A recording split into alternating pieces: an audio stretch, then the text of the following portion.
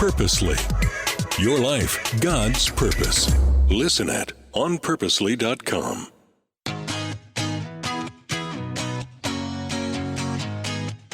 When somebody tells you something, like your spouse or, a parent or something, believe them.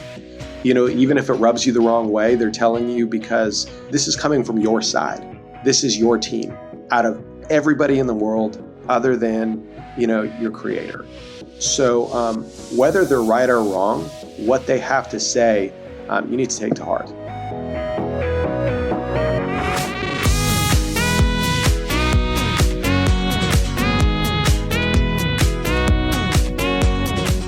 Today on the AllMomDoes podcast, I'm your host, Julie Lyles Carr. You are going to be so excited to hear who I have on today because he's somebody you've been hearing on your radio for sure, but you may not know more about his story, and his story is so compelling. Jordan St. Cyr, thank you so much for being here today. Thank you for having me. I'm so excited to be here. Well, I love the fact that you are this incredible musician, and you've had kind of a little bit of a Cinderella story that I can't wait to just dig into.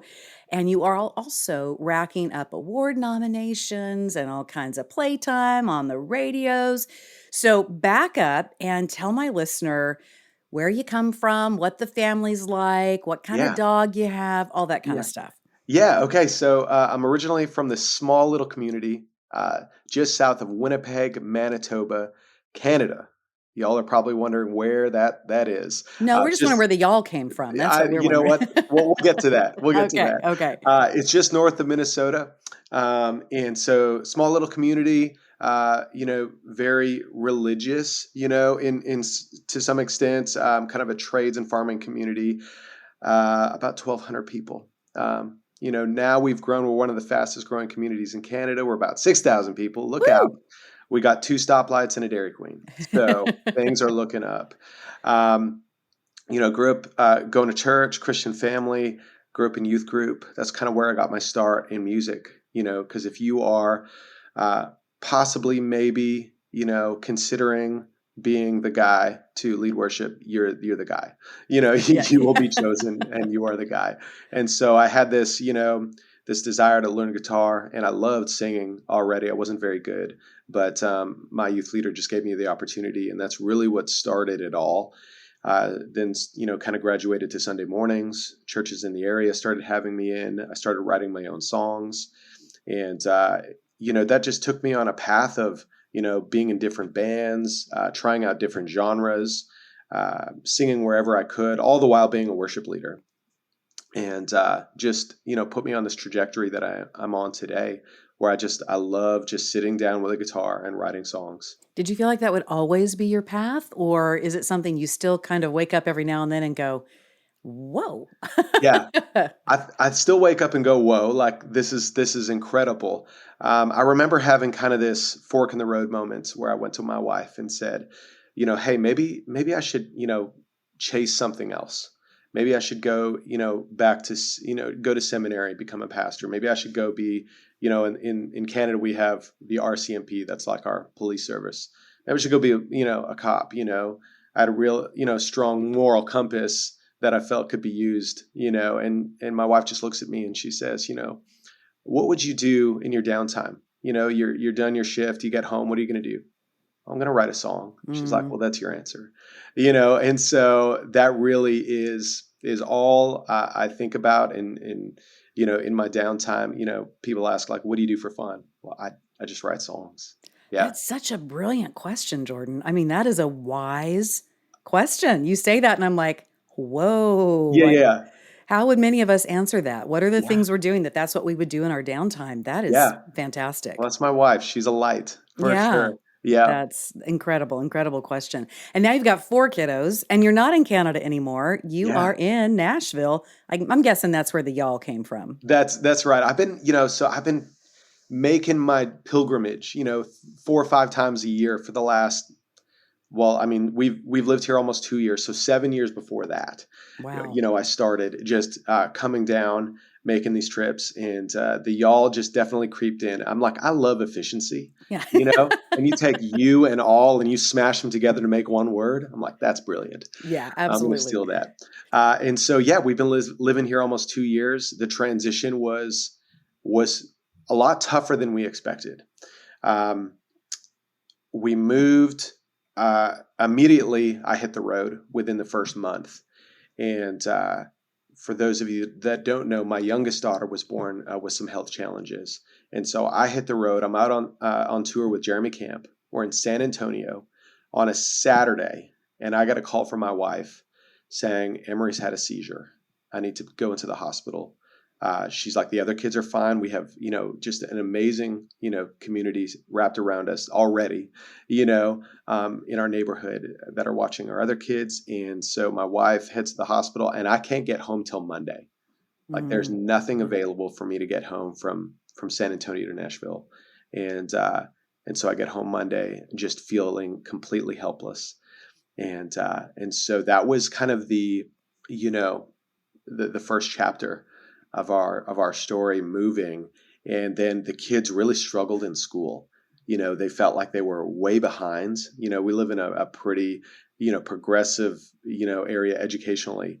And so, our middle girl, Willa, she was, not reading yet. And she, everybody in her class is reading. The boys are doing math that they have never, been taught yet. And so we're like, do we need a tutor? Do we need all these things?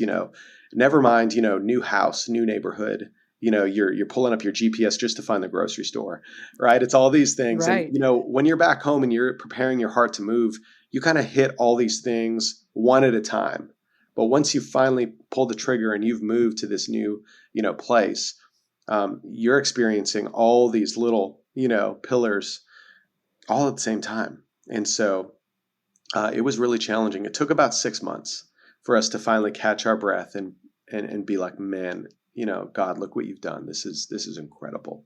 Right. So we are grateful now. We're grateful we're kind of over that hurdle, and we're settled in, and the kids have found new friends. That was a big thing. Leaving such a great community back home. We lived on this block back home where we had neighbors that their plan was to kind of move in, fix their house, and move out. And, some of them stayed for like 4 years, 5 years, you know what I mean? Just because Right. our little block was just so tight. We had like almost 30 kids on our block. Our house was kind of like the open door, the revolving door. And it was just this, really, these are the days moments kind of Right. thing that we didn't realize we were living till we left. And so we just really hoped that we could recreate that, here in Tennessee. And my wife prayed the prayer, God, the house we're supposed to live in, the neighbors we're supposed to have, the schools that our kids are supposed to walk into. And every one of those, heart's desires, just, replicated, what we had at home, we now have here. My wife and I, we had a birthday party for one of our kids recently, and we just caught each other looking at each other, because we had like 6 of our neighbors and all their families and all their kids over. And it was just this beautiful affirmation of like, God came through. We chased this thing and God really came through. The move thing is so interesting because I moved a lot as a kid. My dad was with the space shuttle program. And so we were either in places where he was negotiating military contract kind of stuff, NASA kind of stuff, or we were living near dry lake beds. So we could, Okay. you could test all this stuff. Yeah. And it was this real complicated, if you will, urban settings, and then very rural settings and desert settings and back to urban settings. And the wear and tear that can take on a family, even when you feel like it's the thing you're supposed to do. Jordan, I was never going to do it to my kids, right? That's right. And then here we go. We have done the move thing with our kids through the years. And it seems to me that we don't talk about this a lot within our faith communities, the kind of support and things that families who move in need. And when you're in very transient communities, you're in Nashville, I'm in Austin. I mean, we have people moving in all the time and then deciding, no, maybe we'll go back to LA. It's just a lot of churn right now in particular cities and areas. What have you found have been some of the most powerful things to where it hasn't felt overwhelming coming into Yeah. a new community? You haven't felt like people are just on top of you, but at the same time, the kind of support, because we moved away from grandparents, aunts and uncles, all the things. We have two kids who are differently abled, and that brings in a whole different level sometimes of the support that you need. Yeah. We moved into certain communities where it seemed to transition well. We had other moves that didn't seem to go quite as well. So, what would your thought be to help Yeah. equip people within the faith community to say, when you have people move in, here's some ideas? Yeah, absolutely. Well, we, just like yourself, we moved away from grandparents. We moved away from literally everybody. My family lived in our small little community. My parents, my two brothers, and 20 minutes down the road was Heather's parents. And so we moved to this newer area. So a lot of new housing. The development was about 3 years old, and within those first 6 to 12 months, we realized, oh, everybody's new. Everybody's new. Yeah. Everybody's new. And so everybody is literally starving for a community, looking for someone to make the first step. Mhm. And so, again, my wife is so great at community building. That is like her number one strength. She'll be out getting the mail, not because she needed to get the mail, but because she saw someone walking down the street and she just wanted to introduce herself, So she's a and stalker, like a she's pretty professional, much a stalker. Yeah, a yeah. Well, benevolent. Yeah. yeah, yeah. Okay. Yeah. I got Yeah, it. I'll make sure she doesn't listen to this. Okay. Okay. Okay. No, she's intentional. You know Right. what I mean? Right. And Right. that's the difference. When we are intentional, again, not about needing from people. I want to kind of bookmark that needing from people and get back to it. But we're not needing from people. We just want relationship.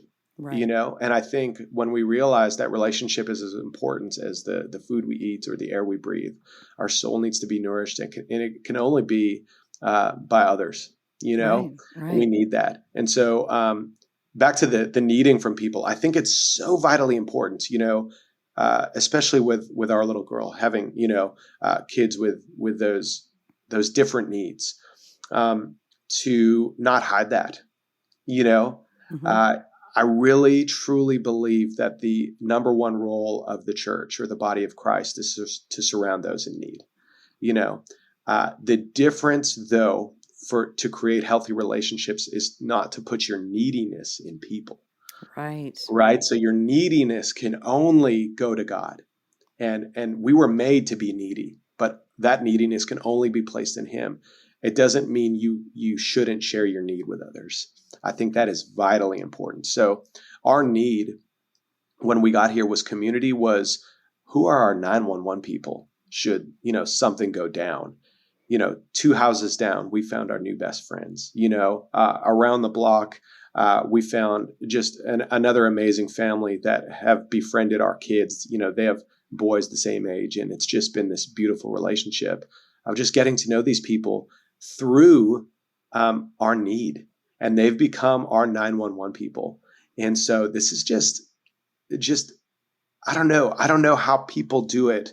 I get it. Like, I'm super introverted. At the end of the day, I just want to disconnect and say peace to the world kind of thing. But we need each other vitally. We were made for that. And it's just so life-giving. It's so comforting. It's so, peace-giving, knowing that we have people in our corner who, really do it with the right intent, knowing that, we're all just trying to follow Jesus. We're all trying to, land in this gospel kingdom mode of servanthood for others. And so we just really feel that there's no strings attached. It's like, hey, you did it this week. Can you do, all this?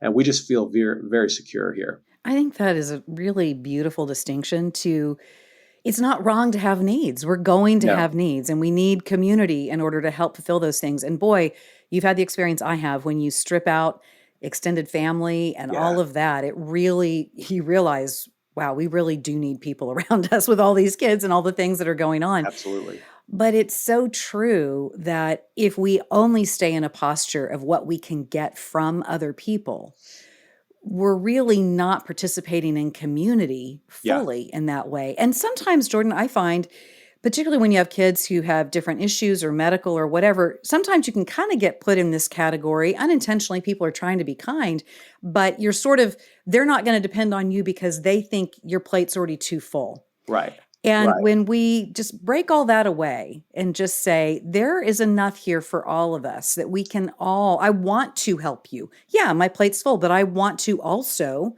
be a person you can call on. I want to be your 911 call if I can be. Absolutely. To make sure we're giving people the opportunity to also serve Yeah. is really important. And we've lost some of that sometimes in our faith communities. I pastored for many years in women's ministry, and we would do everything we could do, Jordan, to try to be very invitational and encouraging of women to come.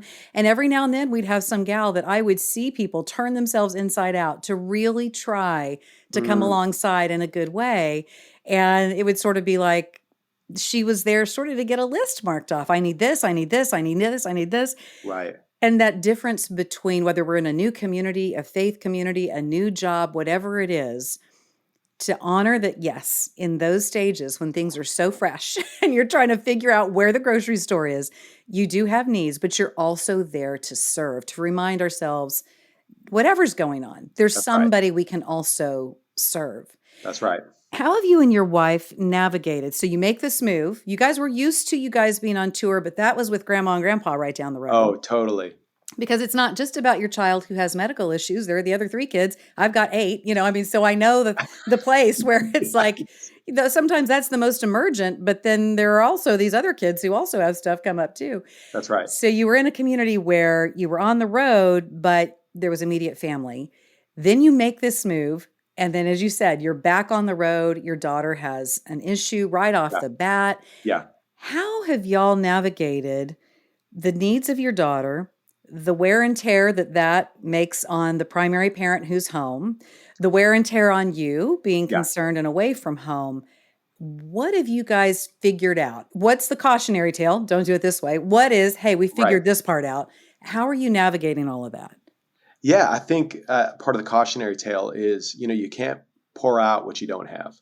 You've got to find your source, and you've got to remind yourself to fill your cup up, and to, when you get home, bring the best of yourself, not the rest, not the scraps. Yeah. And so early on, when I started touring, my wife was super reluctant, and I understand that, and just to be aware and compassionate of what she's feeling really helped early on, and to understand that, hey, we're building something and we're going somewhere and we're not there yet. And so we're at a point now where, she believes in the dream that I have. She believes in the ministry, and she kicks my butt at the door. However, we get often asked the question, how do you balance, the work life and the home life? And the thing is you really don't. There's not a balance. I heard Bart Millard from Mercy Me say once, you have to tip the scale in favor of what matters most. And so for my wife, I've given her this card, the veto card, saying, hey, when this doesn't work, you're the only one in my life that gets to pull the plug, because it's my one way of showing you that you come first. The family, that you are marriage, this all means more than this, and so often in Christendom, in kingdom building, whatever you want to call it, we can elevate the call, the ministry, right. and that is a farce. It's not true, because the ripple effects of myself being a present husband and a good father will possibly far outweigh whatever I do and sing about. You know what I mean? The lives that my kids, if they grow up healthy and they grow up following Jesus and they grow up knowing that mom and dad were present, well, maybe they're going to be a present, husband or wife, mother or father. And the impact that they will have for future generations because we were aware and present is huge. It's right. Huge. And so what we say is, we've got today figured out. Check back in tomorrow. Yeah. Because, we make plans and we do these tours and all this stuff. At the end of the day, the thing that I care most about is my wife and kids. And And I think that testifies better. I think Right. that's a better story when we as artists who accrue all this praise, this fame, this glory, to say uh, that can go. That's not real. It's not true to the larger extent. Um, just doesn't matter as much as what's at home for me. And I think when we start to believe the other side, we start to believe what culture says is true, and we start to believe what the world is telling us is most important, and it just isn't. I love this idea of a veto card because it removes the competition climate that sometimes Totally. can emerge in marriages where one partner's on the road a lot and the other partner is the one holding down the fort. It's really beautiful you guys figured that out because I can see those places where Yeah. when someone has the quote unquote big job or they're the breadwinner, regardless of if they're the wife or the husband or whatever, how that thing can seem to come first before Yeah. anything else. Sometimes Yeah. out of necessity and sometimes because we conflate it to spiritual calling without realizing that everything in our lives is a spiritual calling. Yeah. So, how beautiful that you found an antidote that it has removed that competitive thing that can begin to Yeah. emerge. Well, I That's think really amazing. the antidote was really I don't have a life verse, Yeah, yeah. like our word for the year. However, in saying that, like Matthew 22, 37 and 39, where it says, love the Lord your God, right? With everything we have, our heart, our mind, our soul. And the next, Jesus says, this is my greatest commandment. The next is like it, love your neighbor as yourself. To me, that goes into, contrary to what we believe as our calling. Like we say, oh, I'm called to be an artist, or I'm called to be a musician. I'm called to be a songwriter. I'm called to write songs of faith and inspire future generations. I'm like, that's not the call. That's Mhm. an overflow of the call. But the call is, to love God. It doesn't talk about what we do. It talks about Right. who we are. And so I think when we get that, mixed up, that's when we get into trouble. And so knowing that that is my call, well, music is secondary. It's like what I do is so secondary to loving my wife and my kids and my neighbors. And so I think if we're truly digging in and we're truly following those words Jesus spoke, there's really no issue. Like we are taken care of. I'm not the provider, he will come through. I think that's such a great way of looking at calling. We've expanded it or maybe minimized it in some of our Yeah. faith Yeah. circles to be something that feels very mysterious and we're going to happen upon it. And when that happens, then everything's going to lock into place and everything's going to make sense. Right. And boy, we can trick ourselves. I've fooled myself many a That's right. time in ministry areas where I've been running headlong after that thing under the Hmm. auspices of calling and have gotten way overloaded. A listener who has probably been listening to the show for a while has probably heard me say this before, but a few years ago, in a time of prayer and really seeking what I was supposed to be doing and, balance, was that going to be a thing or whatever? I felt like that God said to me, I am not the job. God is not the job. That's right. And that was very revelatory for me, as things, from God happen to be, because I had really been treating calling and all of this concept as job, Yeah. vocation. Yeah. And to be released from that, then released a lot of changes in my life that I don't think that I would have pursued otherwise That's until I right. was like, oh, wait a minute. Okay. Uh-huh. So, Yeah.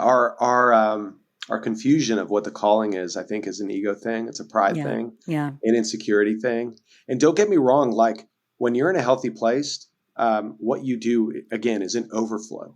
Like God wants to expand your authority and in that in your calling. But when you get those steps mixed up and put the cart before the horse, I think you're in for a world of trouble because it doesn't put relationship first; it puts you first. Yeah, it's that's a world it. of trouble when you get That's there. Yeah, right. yeah, yeah. That's When you right. arrive there, how have y'all created a way of both embracing the life on the road experience? Because there can be some really beautiful things for that for family. Yeah, And yet also you've got the kids in school and you're wanting them to have community and all the things. And then with your youngest daughter, yeah, with her medical needs, some of the limitations that may be around what some of those freedoms are.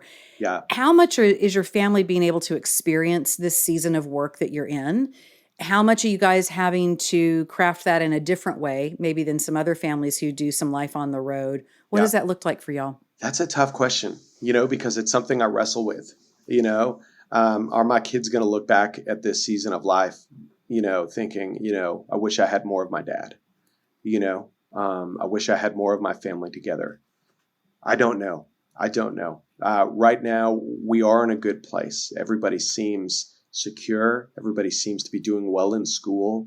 You know, we try to be very intentional when we are home. It's quality over quantity, and that's the only way it is right now. So I'm about to head into tour season, and it's 4 days on the road, 3 days off. So when I'm 3 days off, I'm 3 days off. Like Off. there is Good no for you. songwriting, there's no management calls, there's no anything. I've learned my lesson in the past where I start putting things, even if it's like, hey, can we talk real quick? And I'm like, we can't. Yeah. We really can't. Like this 3 days is all I've got for my kids, and it's not even a weekend. You know what I mean? It's Monday through Wednesday that I'm at home. So they're at school and I get them after school, and so it's just really treating that time like this is everything. This is everything, and you guys have my undivided attention. You have my yes, right? I don't need to be on my phone. I don't need to be focused on me. I've got 4 days on the road where I can do that. This is not my time. This is yours. And so just recognizing that, my wife, making me aware of that, and me being willing to be made aware of that is key. Like when we go through these seasons, let me backtrack. Often I'll get the question, what's like, marriage advice, something that you can pass on. And I just think a willingness of heart, a willingness of spirit to be, when somebody tells you something like your spouse or, a parent or something, believe them. Even if it rubs you the wrong way, they're telling you because this is coming from your side. This is your team. This is the person you chose. These are the parents you grew up with. These are the people that know you the best out of everybody in the world other than, your creator. So whether they're right or wrong, what they have to say, you need to take to heart. You need to, listen to them. And so that's just something my wife's made me aware of. It's like, hey, when you're home, we need you home. We need you to be present. And so that's just one way we're that's just a tool in the tool belt that I've been using to just, I get to, tell my team, anybody that might demand my attention is like, no, I'm with my family. It's just staying in constant communication with Heather, my wife. I have failed many times in the past to just, call her, every day. Now I'll probably try and be intentional and call her 2-3 times a day, just to like, hey, how's it going? Let's talk about nothing. Let's talk about nothing that matters. I just want to show you that I like being with you. So by the time we hit that reentry period, I get back home, we're not strangers, right? We've kept up the relationship. And then same goes for our kids. FaceTime is just a beautiful invention that has served us so well. And honestly, Jordan, these are all great things for anyone to think about, whether they've got a spouse on the road or not, because I even think about the fact that my husband and I office from home quite a bit. He will go into an office a couple, 3 days a week. But how easy it has been for us right here officing to let work just lap over into everything, not having a clear delineation between, okay, I'm shutting things down. I think about how easy it is, as you said, to be rolling through the day and to not be in touch with kids or husband. And when I'm on the road speaking or presenting, it's very wild to me how fast I can get to the place where I'm 2 days in and go, I haven't, I think I sent somebody a TikTok, but I don't know that I actually, it's true. I don't know that I communicated actually.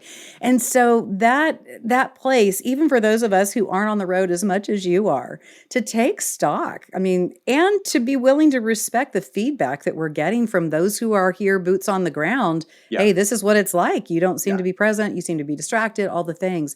How do you navigate, because you've been building this thing, right?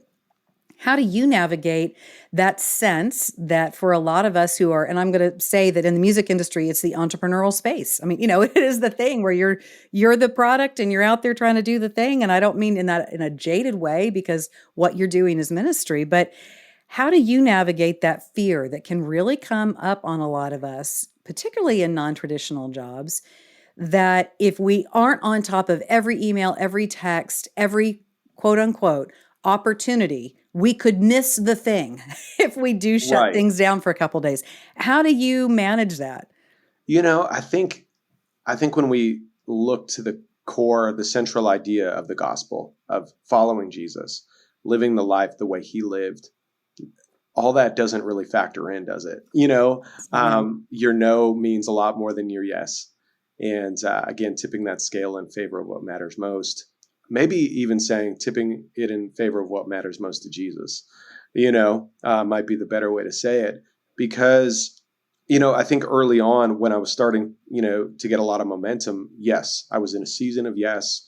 And my wife understood that. And we just went for it. But now my family is my yes. They have to be, because you know what? I'm not living with these promoters or these shows or these talent buyers or even the fans. At the end of the day, I'm living with my wife, and I want to, stay married. I want my kids to look favorably upon me, to know that while this dream took a lot of time away, I pray that it's showing them, that if you have a little tenacity and grit and you want to chase a dream, you can go for it. Just like Dad did. It's continually getting back to that core idea of what you believe. Right. Because if you believe that God is for you, that Jesus is real, and that our calling is not what we do, then you can, you really can hold your dream with an open hand, knowing that if it's gone tomorrow, well, God's got other plans for me.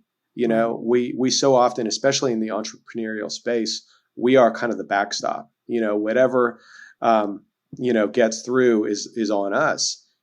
I love having this entrepreneurial spirit, going out and getting, whatever I need to do the job.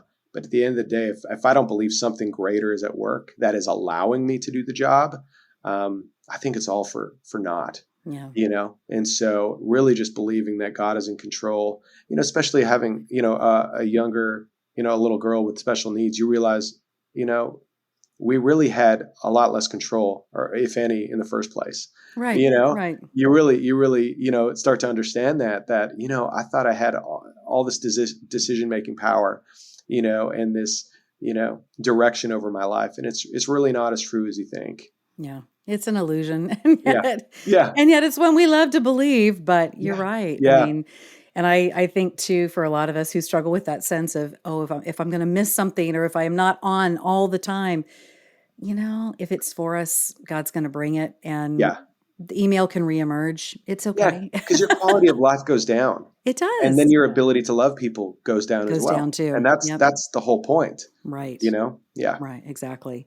Well, Jordan, this has been such a delightful and insightful conversation. I know the listener's going to want to know more about you. I'm sure they've heard Fires or Weary Traveler, and they're probably following your music, but where can they go to check out more about what you do, where you're going to be next, if the tour's coming to their part of the world, all the things? Yeah, absolutely. First off, you can check out my Instagram. That's probably where you're going to get the newest, freshest news. My handle is just at Jordan St. Cyr, JordanStcyr.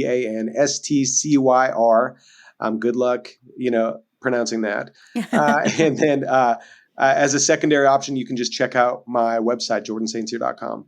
All righty. We'll get that into the show notes that Rebecca does for us each and every week. Jordan, again, thank you so much for your time today. Really appreciate you. Thank you so much, Julie. It's been a blast. Be sure and check out All Mom Does. All Mom Does on the socials, allmomdoes.com. And I love to connect with you too. Instagram's usually the place. Julie Lyles Carr over there. Hey, do us a favor. Send this episode. Grab the link. Send this episode to someone who you know is wondering how to navigate all the things. Maybe they've had a move come up in their life. Maybe they've got a spouse who's on the road a lot. Maybe they are navigating kids and kids who have medical needs or special needs. Send this link to them. That's one of the greatest thank yous and really helps us share these incredible conversations with someone like Jordan. And I'll see you next time on the All Mom Does podcast.